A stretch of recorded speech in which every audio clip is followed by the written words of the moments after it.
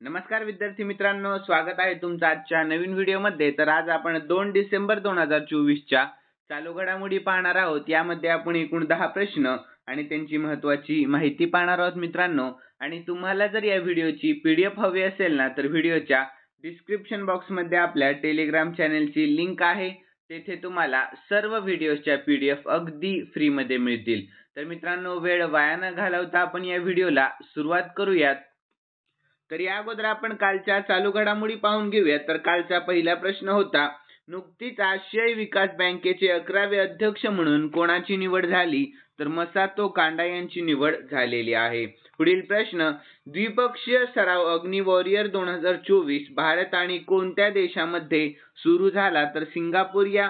पुढील प्रश्न, अखिल भारतीय महासंचालक आणि पोलीस निरीक्षक परिषद कोठे सुरू झाली? तर भुवनेश्वर।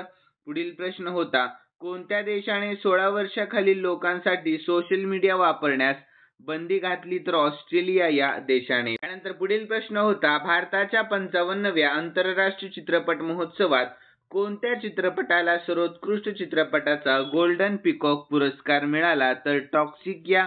पुढील प्रश्न, आंतरराष्ट्रीय जाग्वार दिवस कधी साजरा करण्यात आला? तर 29 नोव्हेंबर रोजी साजरा करण्यात आला। पुढील प्रश्न, एकलव्य डिजिटल प्लॅटफॉर्म कुणी सुरू केला? तर उपेंद्र द्विवेदी यांनी सुरू केला आहे।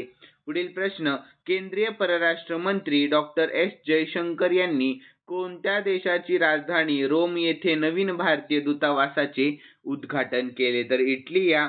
यानंतर पुढील प्रश्न होता, 13व्या राष्ट्रीय बीज परिषदेचे आयोजन कोठे करण्यात आले? तर वाराणसीमध्ये करण्यात आलेले आहे। यानंतर शेवटचा प्रश्न होता, मनामा बहरीन येथे झालेल्या पहिल्या जागतिक पॅरा पूमचे तायक्वांदो स्पर्धेत कोणत्या भारतीय खेळाडूने कांस्य पदक जिंकले? तर रिंचल युडोलिया। तर यानंतर मित्रांनो, आपण आजच्या चालू घडामोडी पाहून घेऊया। तर आजचा पहिला प्रश्न असणार आहे, भारताच्या 55व्या आंतरराष्ट्रीय चित्रपट महोत्सवात म्हणजेच इफ्फी मध्ये Indian film personality of the year पुरस्कार कोणाला मिळाला आहे? तर याचे योग्य उत्तर आहे ऑप्शन डी, विक्रांत मॅसी यांना। कोणाला? तर विक्रांत मॅसी यांना। तर याविषयी आपण महत्त्वाची माहिती पाहून घेऊयात। तर त्यांना हा पुरस्कार 2023 च्या ब्लॉकबस्टर हिंदी चित्रपट 12वी फेल मध्ये अभियानासाठी मिळालेला आहे। तर 15वा भारतीय आंतरराष्ट्रीय चित्रपट महोत्सव इफ्फी कोठे झाला? तर गोवामध्ये। केव्हा? तर 20 ते 28 नोव्हेंबर दरम्यान झालेला आहे। यानंतर आयोजक पाहूयात, तर माहिती आणि प्रसारण मंत्रालय, राष्ट्रीय चित्रपट विकास महामंडळ आणि एंटरटेनमेंट सोसायटी ऑफ गोवा। ठीक आहे। यानंतर मित्रांनो, पुढील दुसरा प्रश्न, तर नोव्हेंबर 2024 मध्ये कोणत्या देशाने पंतप्रधान नरेंद्र मोदी यांना देशाचा सर्वोच्च सन्मान ऑर्डर ऑफ एक्सलन्स देऊन सन्मानित केले आहे? तर याचे योग्य उत्तर ऑप्शन ए, गयाना या। कोणत्या? तर गयाना। तर याविषयी महत्त्वाची माहिती पाहूयात। तर गयानाचे राष्ट्रपती इरफान अली यांनी पंतप्रधान मोदींना देशाचा सर्वोच्च सन्मान ऑर्डर ऑफ एक्सलन्स प्रदान केला। तर कोविड-19 महामारीच्या काळात त्यांच्या असाधारण भूमिकेसाठी आणि जागतिक नेतृत्वासाठी हा पुरस्कार मिळालेला आहे। तर गयानाची राजधानी जॉर्ज टाउन, चलन आहे गयानीज डॉलर आणि सध्याचे राष्ट्रपती इरफान अली हे आहेत। आणि हा देश दक्षिण अमेरिकेच्या उत्तर भागात स्थित आहे। तर याला कॅरिबियन देश असे म्हणतात। तर यानंतर मित्रांनो, पुढील तिसरा प्रश्न, तर जागतिक एड्स दिवस 2024 कधी साजरा करण्यात आला? तर याचे योग्य उत्तर ऑप्शन ए, 1 डिसेंबर रोजी जागतिक एड्स दिवस साजरा करण्यात आला। तर याविषयी आपण महत्त्वाची माहिती पाहून घेऊयात।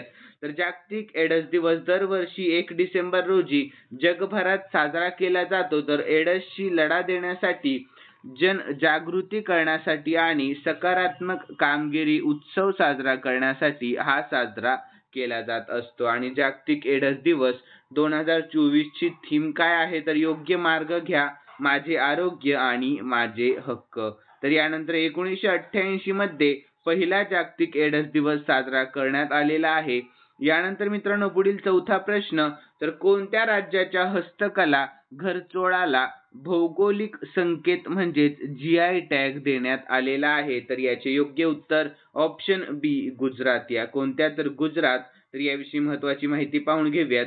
तर लग्न समारंभात नेसल्या जाणाऱ्या घरचोळा या पारंपरिक साडीला केंद्र सरकारने भौगोलिक संकेत म्हणजे GI टॅग दिलेला आहे. तर अलीकडच्या वर्षात गुजरातमधील 27 उत्पादनांना GI टॅग मिळालेले आहे, तर त्यापैकी 23 हस्तकला क्षेत्रातील आहेत. यानंतर गुजरात विषयी महत्त्वाची माहिती. तर राजधानी गांधीनगर मुख्यमंत्री सध्याचे उपेंद्रभाई पटेल आणि सध्याचे राज्यपाल आचार्य देवव्रत आहेत. यानंतर राष्ट्रीय उद्याने. तर गिर राष्ट्रीय उद्यान, वेळवदार राष्ट्रीय उद्यान आणि बनसाडा राष्ट्रीय उद्यान. यानंतर सागरी राष्ट्रीय उद्यान आणि लोकनृत्य आहे गरबा. ठीक आहे. तर यानंतर पुढील प्रश्न 5वा. तर कोणत्या राज्याने अलीकडेच मिशन अरुण हिमवीर सुरू केला आहे? तर याचे योग्य उत्तर ऑप्शन डी अरुणाचल प्रदेश या राज्याने. कोणत्या राज्याने? अरुणाचल प्रदेश या.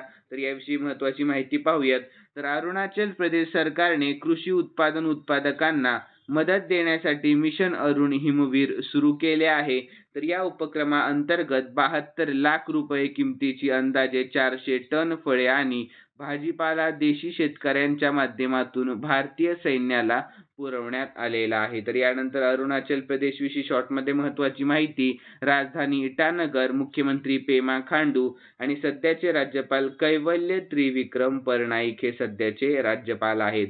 यानंतर पुढील प्रश्न आहे 6वा. तर केंद्र सरकारने प्रधानमंत्री भारतीय जनऔषधी प्रकल्प म्हणजेच PMBJP अंतर्गत मार्च 2027 पर्यंत देशभरात किती सार्वजनिक औषध केंद्रे सुरू करण्याचे लक्ष्य ठेवले आहे? तर याचे योग्य उत्तर ऑप्शन ए 25,000. किती? तर 25,000.